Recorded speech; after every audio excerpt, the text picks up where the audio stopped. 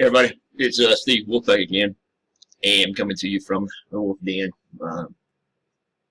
Anyway, I decided to make another, I'm going to say quick video, but I say that it's never going to turn out that way. So, but anyway, I'm going to try to keep it short. I want to go ahead and weigh in on what we've got, which is obviously the topic of discussion for today, and will be from now on, and has been for a long period of time, and we just can't seem to find the answer. And that's guns. I'm going to weigh in. I'm going to just let everyone know what I've been thinking about on gun control, and what that actually means to me and to I can't speak for others. I don't know. Everybody has a different opinion. All I know is how I've come to grips with it to deal with the gun control situation. First of all, I am a lifetime member of the NRA. I do have guns. I have currently two 1851 Navy Confederate Colt revolvers. They're black powder. I use them for self-defense, and I use them because I like to shoot. I love to go to the range. I'm not one of these guys, one of these hillbillies, go out and just start shooting them up out there in my backyard and shit. No, I have a purpose when I have my weapons, and that's because the fact is I want to be proficient enough in those weapons. And they're not really weapons. They're actually just considered guns. They're not even considered guns. They're considered antique curiosity revolvers. But anyway, I want to be proficient, and I want to be able to know that these revolvers will work in the time that I need them. Normally, I carry them. Normally, I just carry them around when I'm going to the range, back, forward. I can open carry them. It's not against the law. And the laws are pretty simple for black powder. For you that don't know, it's legal. Carried anywhere.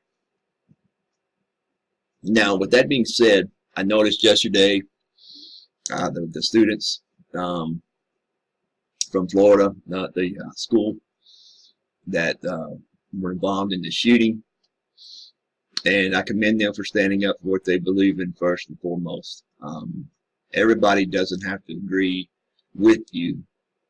However, the fact is that you have a right to state your opinion, and you have that right without any oppression by the government. My hat goes off to President Trump, Vice President Pence, for actually hearing them out and hearing their grievances. Normally, the government wouldn't listen. They would just go ahead and say, we know what's best for the country, and we're going to do what the hell we want. Well, at least we opened the door and we started a discussion, and that's what I want to do today.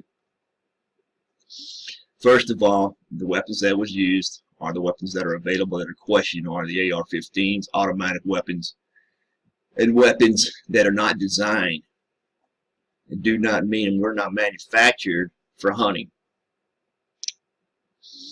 I use these weapons in combat and in war.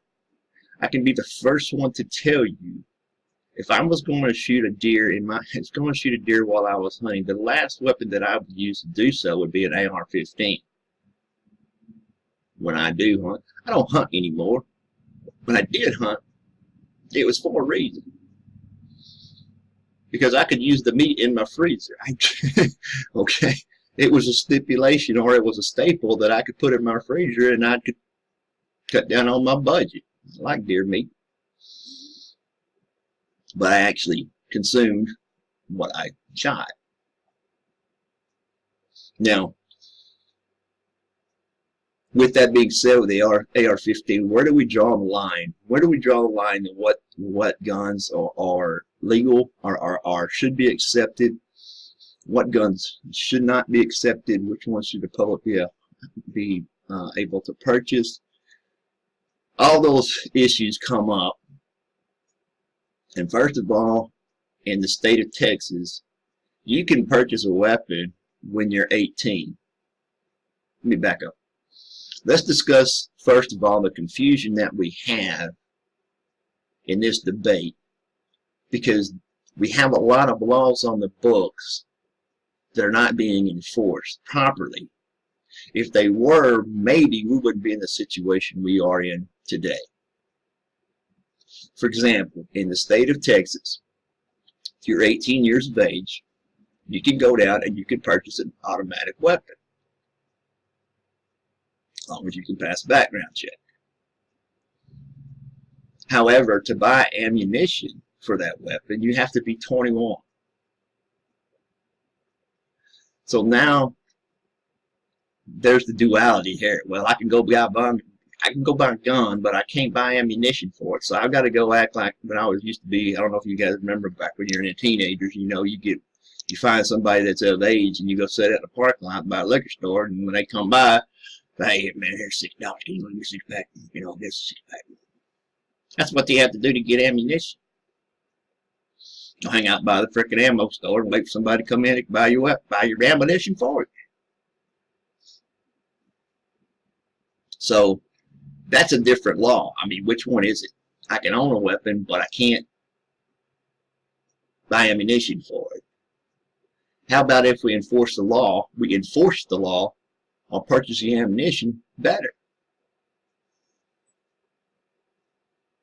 We treat it like buying alcohol. Show me your ID. If you're over 21, then guess what? You can buy ammunition. It's a start. When you go into the store, not now with me because I'm too damn old and too damn ugly and just too ornery. I go into the store now and buy my ammunition. Nobody ever questions me. But see, I don't really have to worry about that because I got a choice. I can either make my own or I can purchase it from Cabela's and have it shipped to me. It's all perfectly legal. It's black powder. But let's go one step further. How much ammunition can 18-year-olds get over the internet?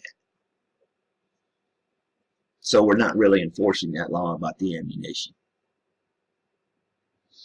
Getting back to guns, it's very simple for me to determine which purchase that I'm going to make for buying a weapon. One is, what am I intending to use it for? Okay, if I want to go squirrel hunting, we do that down here. I don't need nothing but a 410 or a 20 gauge. I don't need really a 12 gauge. But a 410 and 20 gauge will do the trick. Plus, it's a better sporting weapon because the 12 gauge, you just put a scatter shot up there. If you can't hit that, damn, you don't even have. You shouldn't even own a weapon. But 410 and 20 gauge. I grew up with a 410 that my father purchased me for squirrel hunting, so we could go squirrel hunting together.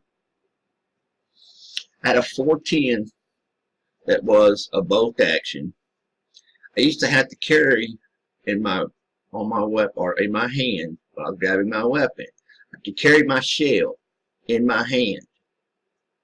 When I saw a squirrel, I would load it and shoot. That gave the squirrel a definite advantage, but hell, anyway, my daddy was teaching me, you don't shoot something you ain't aiming at. Progressively, I got to where he would let me load my weapon, and then we would walk through the woods. Then he would teach me properly how to go over a fence, teach me how to, go through a stream and go over a stream. The biggest lesson that I learned was how to put that sumbitch on safe, because I guarantee you one thing. That's one thing that I've been taught, not only from my father, but from the Marine Corps and the Army. That sumbitch was off safe, dude, you're in trouble. That's not the type of situations we're dealing with. We're dealing with individuals, mental capacity, or whatever the situation is that they go down and purchase a weapon because the fact is they want to cause damage and they want to kill people. Period. They play video games. I'm not blaming video games, but I'm just saying they play video games to make it look easy. And I'm sorry, ladies and gentlemen, but these video games, these shoot-up video games, they are training material. You can learn to aim after a period of time. Every day they go and get on a video game, and it's a shoot-up game. Guess what? They're practicing shooting a weapon. The video games make it, they want to make it just as clear as possible. They even go so far as to actually show what happens when bullet hits the body. Now, what my point is that, see, young people are getting accustomed to this. It's getting accustomed, and they're getting used to this. That's what scares me, because they don't realize the repercussions they have when they pull that trigger. I'm a veteran. A lot of people say, well, you always use the veteran card. Oh, no, I'm not. It's just basically what it is, because that's my experience. And my experience has been having a weapon in the military allows me to weigh in on this. In coordination with the kids and what they believe, they don't get to see the other side of combat. They don't really actually get to see what actions are taken after you pull that trigger. And they don't actually see what happens after they pull the trigger and the steps that are taken afterwards to take care of the wounded.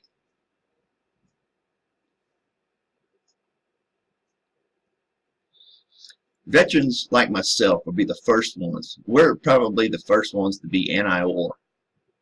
Don't get me wrong, there's a difference. We're not opposed to going, well, if a war starts, we'll be the first ones to line up. If there's a situation going on, we'll be the first ones to step into the fire and say, hey, shoot at me, not at them. But you also find that many veterans, most of the veterans that I know, understand and try to explain to people, do you realize what you're actually asking for when you go to war? Or do you realize, okay, what these individuals that are 18, 19 years old that are going to go see, that they experience in war and you expect them to come back the same? You're fooling yourself.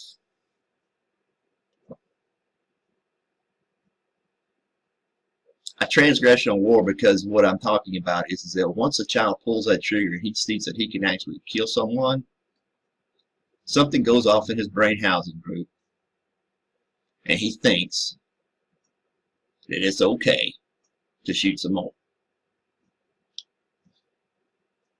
Now, mind you, there's nobody there to shoot back, okay? He's dominated the situation because the fact is, you know what, no one else has a gun to shoot back. Or there's no deterrent. They need more, they were screaming yesterday, they need more policemen in the schools. Well, is that where you want your kids to go to school, in a police state where they got to worry about weapons all around them? Or should they just become used to them? I don't know the answer to that question. What I do know is that these type of weapons I'm talking about, when are we going to draw the line? Is it going to be okay next year for me to put on a ballot that I can have a bazooka or a 203 grenade launcher?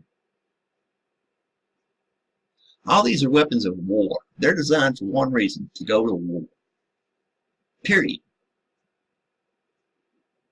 Yes, you can use other weapons, rifles, in wartime situations, but guess what? These are the ones that they've determined that can only do the mass damage in the least amount of time.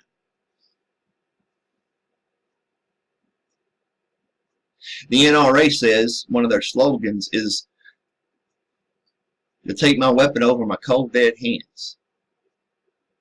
Well, first of all, realize what you're saying, because you just told the government they ain't going to come get your guns unless you put up a fight. Well, guess what? Remember Waco? They wouldn't give up their guns either, and they got hit with tanks. So at some point, you got to say, damn.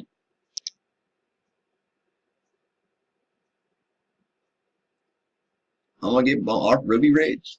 Just because they were coming with weapons, they escalated the situation. We should learn.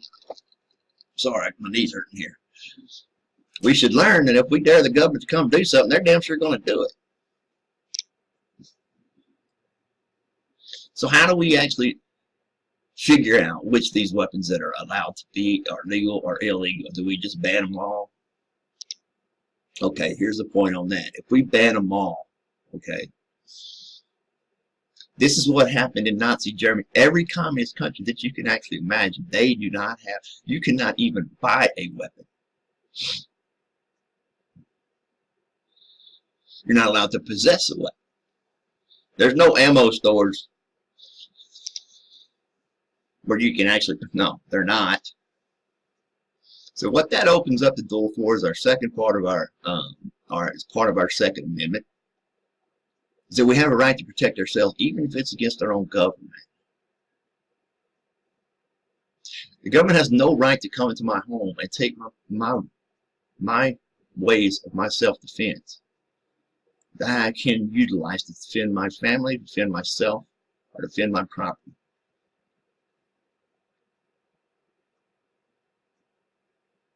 If we take away all the weapons, this is what happened in Nazi Germany. Because only the bad guys have weapons.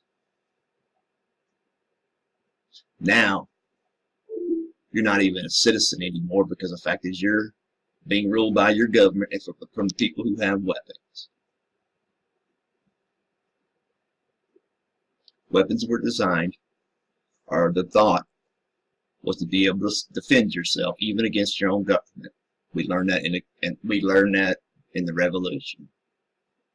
So they definitely have their place, and they definitely have a purpose. We just had to sit down and start a conversation, figure out what purpose it's going to be. I see no reason for a person in Chicago or some of these places that have the highest death tolls from gun violence. Why you're not supposed to even have a weapon. You can't even supposed to be able to buy a weapon in Chicago. But yet they have the highest rate of mortality by gunshots or gun violence. So on that one hand, we don't want to go there, because now you've allowed citizens not to be able to protect themselves. The Constitution has two words that I want you to pay attention to on both sides of the aisle. One is a well-regulated militia.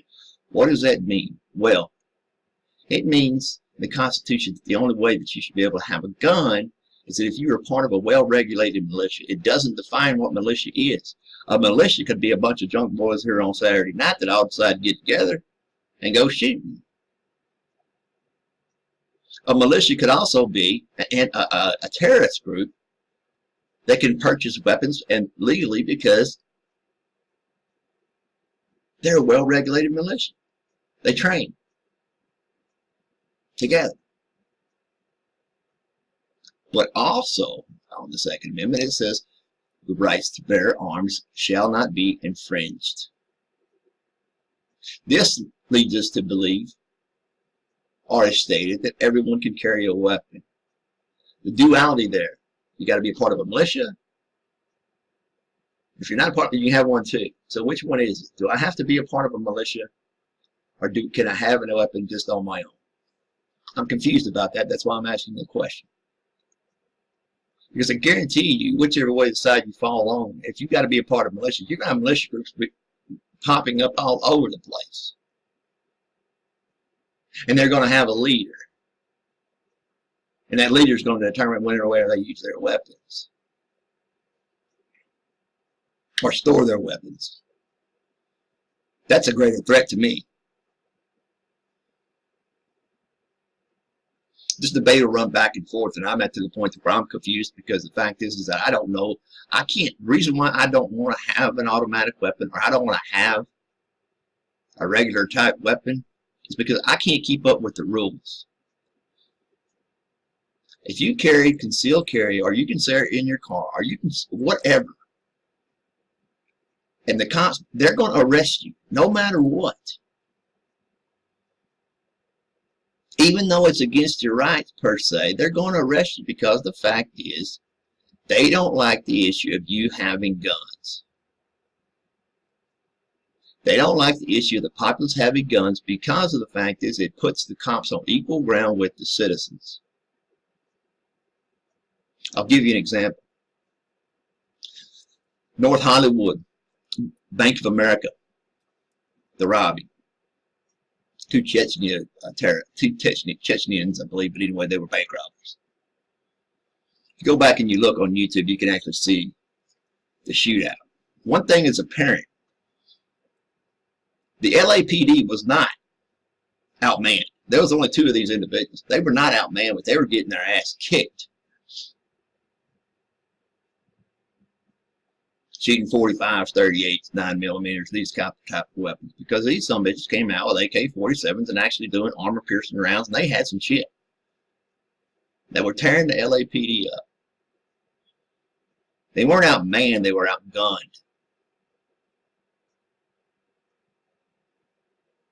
What did the LAPD do in this situation? Well, what they did was they turned around and they said, hell, go to every damn pawn shop, gun shop you can find and get some goddamn AR-15, so we can start firing back at these zombies. Well, the thing about it now, they started firing at them, they got body armor, they ain't doing nothing good. I don't know what took them like 15, 20 minutes to figure out, dude, he's got armor, shoot him in the head. But when people pick up weapons, common sense goes right out the freaking window. Because they're not used and they didn't grow up with weapons. Or rifles, or shotguns, or anything for hunting purposes. If you live in Chicago and you're telling people you're going to go hunt and buy an AR-15, you're full of shit. Now, should it be mandatory across all the states? I don't know. But I think where we need to start is we need to go by state, by city, and determine what's the major cause of death. Is it gun weapons? Okay. What type of weapons are they using? Okay. Let's go after them first.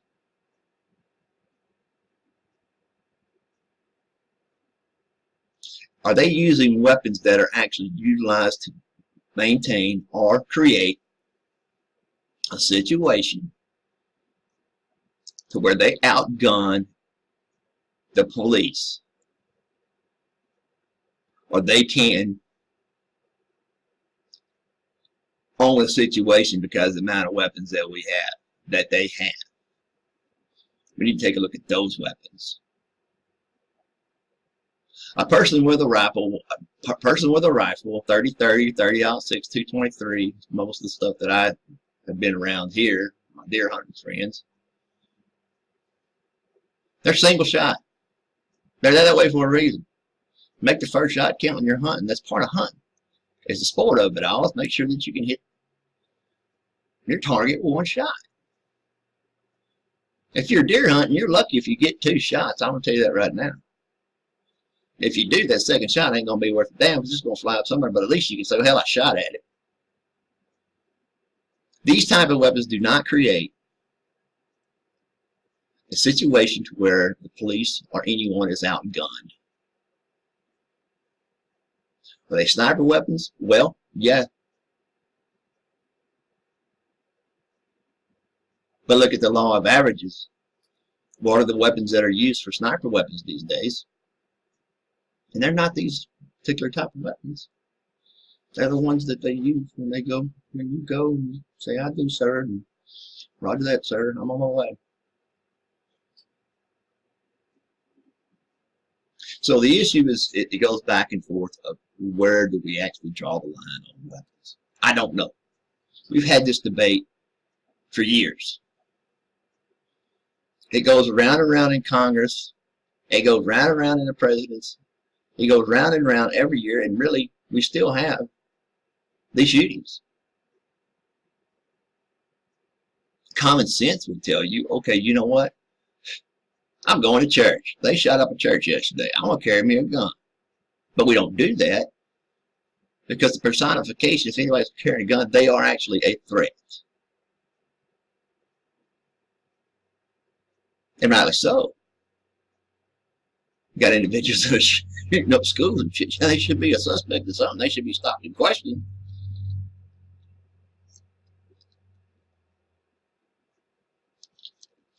We don't know per social media.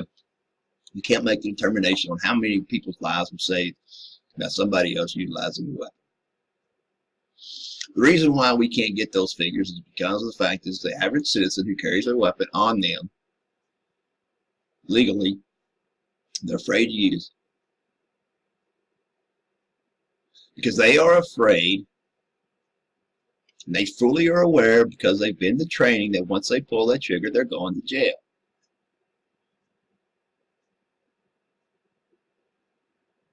They've got to go to court, hire an attorney, and show that, hey, the son of a bitch was shooting back at me. Or he was sitting ready to get shoot Sally. He had the gun to Sally Sue's head, and what am I going to do? People talked up and say, you know what, I shoot something. Well, you know what, think about the repercussions. Because if you pull that trigger, guess what? You're going to jail. And when you go to jail for using a gun, I'm telling you that they're going to slap on every damn charge they can. They're even going to throw up resisting arrest. Because you put your left hand when you put your hands up, you put your left hand up before you put your right hand up. Oh, that's resisting arrest. I told you put your right hand up first. This kind of bullshit laws we deal with when instead we should be dealing with goddamn real life situations.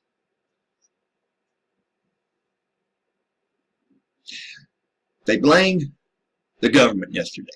They said the government failed us. Okay. I'm sorry, ladies and gentlemen, but see, the government does not own you. The government does not set your policies at the school. That goes up to your school board and your city council.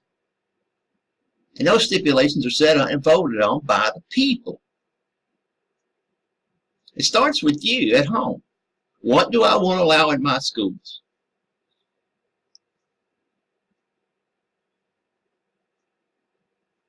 Make an ordinance. You cannot carry weapons within 30 feet, 300 feet. Well, they say, well, they'll get by it anyway. How come are they getting by with it?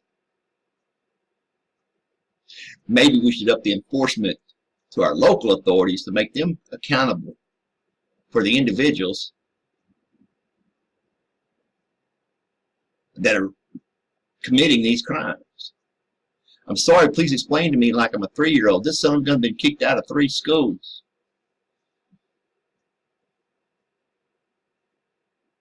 He had been known for violent acting out behavior. If you are a cop in that town and you do not know this, or you haven't been alerted to this, you need to turn in your damn badge.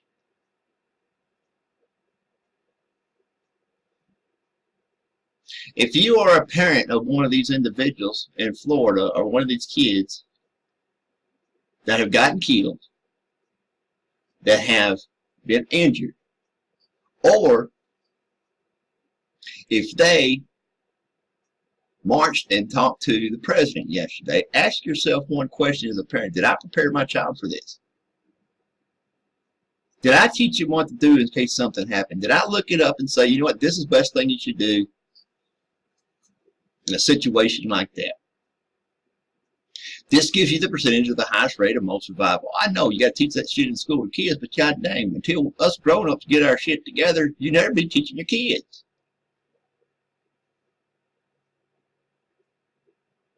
On the 26th of this month, Lufkin, Texas, here where I live, they've actually had one, but they're going to have another one so everybody can attend. They're actually going to address from a professional on what the town needs to do during an active shooter incident. What's going on? What the kids could parents could do, giving them the rough shot of what to prepare for when this happens. There are many out there that'll say, well, we shouldn't have to prepare for it. Well, I'm sorry, ladies and gentlemen, let's just, the thought of us just saying, you know what, it's going to go away. The government's going to pass laws and this is going to go away. Okay, how good have they been at so far? There's something that the American public is not understanding. If a person wants a gun bad enough, they're going to get it. There are individuals who make money off of selling guns. You will never, no matter what law you pass, will you ever get guns entirely out of the possession of people who want them.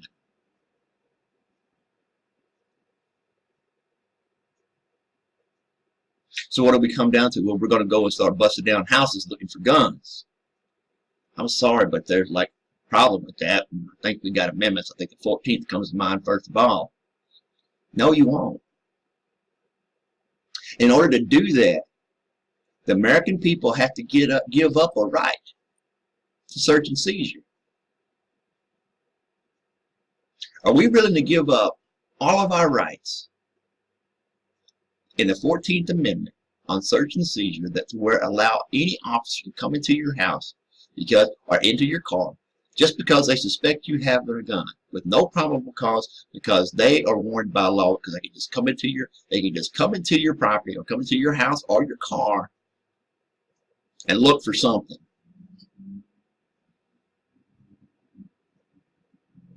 Are we there? Are we there yet? I don't know, because I can't tell the difference, to be honest with you.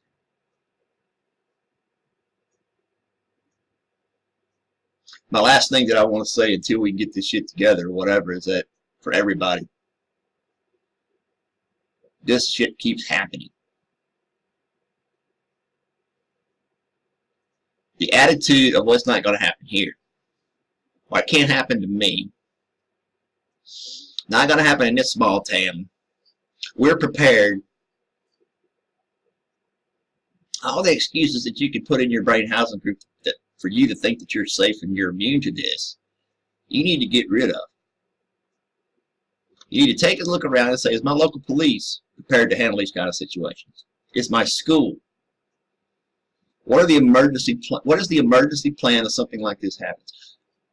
Easiest thing, where can the parents go to get information on their kids? What pisses me off the most the other day was these parents are going to pick up the kids and they couldn't get any damn information for the police because they wouldn't give it out. Have a designated place to where the parents can go and know their kids are safe, or if they're in the kill zone. A parent has a right to know their son is in immediate, or son or daughter are in immediate danger.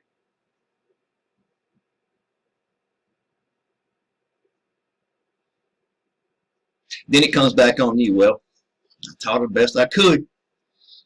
These kids get up between 9th and 10th, 11th, 12th grade. You've done the best you can. You continue on until they're 12th grade, but sometimes I taught them everything I know. Now they just got to do it. Teach your kids what to do in these type of incidents. Think up every scenario that you possibly can, throw at them. What would you do? It should be homework. Because we can't stop the problem. There's in our foreseeable future, there is nothing that we're going to do, whatever law we're going to pass, whatever protest you put up, there is nothing that's going to stop this problem. Taking away people's guns is going to make it worse. One of the best analogies that I have, or somebody told me that I had to laugh on, was, you know what, let's take all away the cars so we won't have no more drunk drivers. You got to be reasonable about what you're asking for, because ultimately it's going to come back to affect you. My reasoning is simple. For me, my self-defense starts at my home. If my crime rate in my city goes up and they're stealing stuff out of people's trucks, I'm going to carry my weapon. I'm going to prepare for it. If I know there's somebody riding around my town shooting, I'm going to carry a gun. I'm going to be very particular about where I go. I'm going to utilize my thought process to figure out, here's the problem. How am I going to address it? If I wait on the cops, it's too damn late. If you're sitting on waiting on the police enforcement officer to prevent this type of situation, well, you're wrong, because they can't. They don't know how.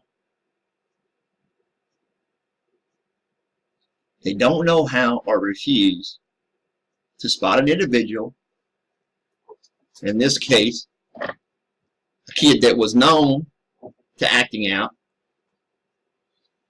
kicked out of school 3 times, and the parents knew about it. They still try to put him in school, and none of the teachers said anything. None of the principals. What did they say? We don't want to deal with the situation. We're kicking him out of our school. We're going to send him somewhere else. They have to deal with it. There's principals and superintendents right now in Florida. I'm glad that somebody didn't happen here. Well, yeah, you know what? You probably had a part in causing it because you didn't address the system.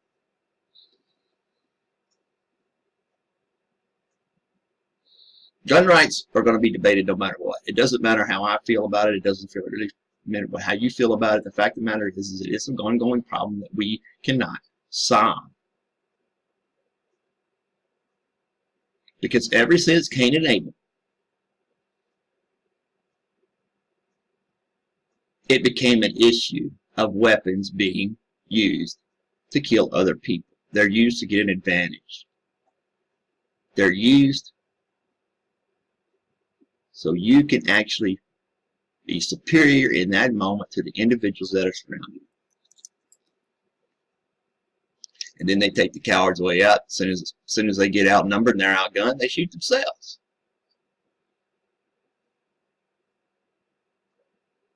It is not our responsibility to take everybody's mental health, but it is our problem to actually address it. What are we doing as parents, our leaders of our community, if we're not actually identifying individuals who we think is help, and we need to go get them help? When do we stop just giving them pills and saying, go on, Junior, you're fine now? When do we actually get back to the part of parenting where you actually know your kid, you know what behavior he's exhibiting, and you know how to stop it?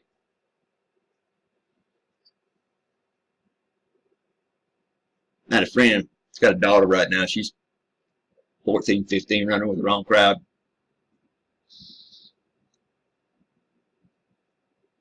She started talking about getting weapons and having a weapon and things like this because she's really badass or whatever. As soon as she mentioned that, he turned around, he's a Marine, he turned around, he told her, he said, look, if you pick up a weapon and you bring it in this house that I don't authorize, you're out. To address the gang situation that she was getting involved in, he actually told her, you're out. No, I'm not talking back and shit like that, so my buddy just loaded up his truck. Couple pistols, 9mm. Went up and we went and seen the gang leader. He said, you leave her alone or I'll fucking kill you. Period. Now, I'm not suggesting that be the way you handle a situation. Last time I talked to him, though, he told me, he said she done straightened up, started flying right. He said she brought home a report card, she's getting all A's and she's thinking about going to college. These are the type of situations that happen when parents step in. Being too hard on them, well, you know what? They're going to look back on it, or they're going to look and say, at one point they're going to say, you know what, he's right. I was wasting my damn life. And I'm better than that.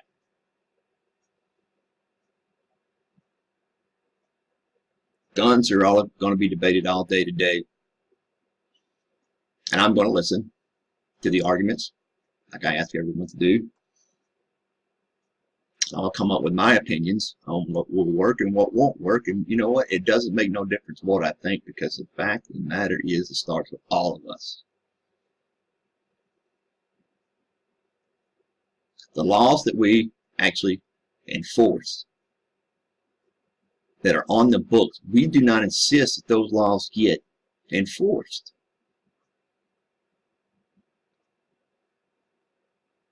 When we make a law, we enforce it.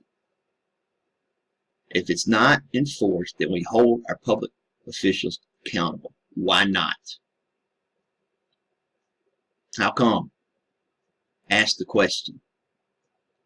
Get yourself a part of the discussion and get yourself a part of the debate. Have a point. Don't just rattle on and say, well, you covered, you failed us, you killed us, whatever. Okay. Explain to me how I did so I can freaking fix it.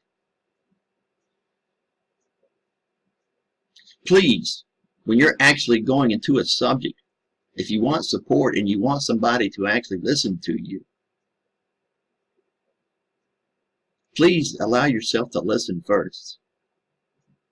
And if you're talking to these individuals and you want to get your word out, have a point. Professionally, or the best way you can, present this to the city officials, government officials, or whatever. Because I'll be honest with you, these individuals are not smart enough to handle all your rambling. When you hit 15, 20 points all like this, it's like, you know what, they're just going to say, you're crazy. Ain't going to hurt a damn thing you say. But if you come to them and you say, here's my point, here's my point, here's my point, here's my point, what is your answer? Fighting, protesting, breaking shit, and all that ain't working. We got to use the system that we have currently in place right now, and the best we can do is the American justice system. And guess what? Start using it. Start using it. Find out how to file a complaint. Find out by doing a Freedom of Information request. Find out. We are being lied to because we're allowing it to happen. Get the document that they actually say that they said something on. So, no, sir, you said something different right here. Let me show you. In this gun situation, that's what it's going to take, because the fact is you're going to have to start holding these damn people accountable for their actions. If you voted for gun control, okay, great. What are your parameters? Removing all the guns is not the answer. It's not going to happen. Take that off the table. If you want to support guns and the right for people to carry them, what kind of guns are you talking about? Give it to me in writing what you're talking about. Let the American people make the decision instead of politicians in frickin' Washington. Because when push comes to shove, ladies and gentlemen, by them not enforcing these laws or not actually considering these laws, yes, they are killing innocent civilians. You can't just blame it on one person. It's the whole bunch of them. It's Congress, who has 5% rating. It's our president, inability to work with this Congress, and it's the judicial system that can't find their ass with both hands. They live in a white mansion up there, and they have lost total connection with the people. They do not know how their laws actually affect us and the repercussions. Please stay prepared. If you don't own a gun or you don't want to carry a gun, okay. But at least be prepared if it happens to you. Keep in the back of your mind somewhere, if it does happen, what am I going to do? The saying is, you know what? Steve, you're wrong. Can't happen here. Steve, you're wrong. Okay, it's fine. But what if it does? Are you ready for it?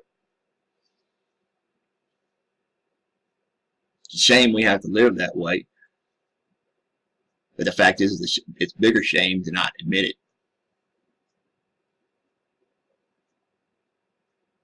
I had a friend of mine tell me, I'm ending this up real quick, but a friend of mine told me, he said, you know what? When he's looking at Mandalay Bay, we go through research and we talk about it amongst ourselves and see what we see tactically. And he said, you know what? He said, if I saw one woman in it, he said, if I see one more woman in a crowd getting shot at with a damn cell phone, standing up, I'm sorry he said this, but anyway, he said, she ought to be shot for being stupid. I'll leave you with this. Don't get shot, don't get killed for being stupid because you ain't prepared for it or you ain't thought about it. Stop relying on a damn government to come in and fix every one of your damn problems when you know what? You could do it yourself. If you just participate in your local government or your local community, you can set the difference. You can set the standard of what we accept in this town and what we don't.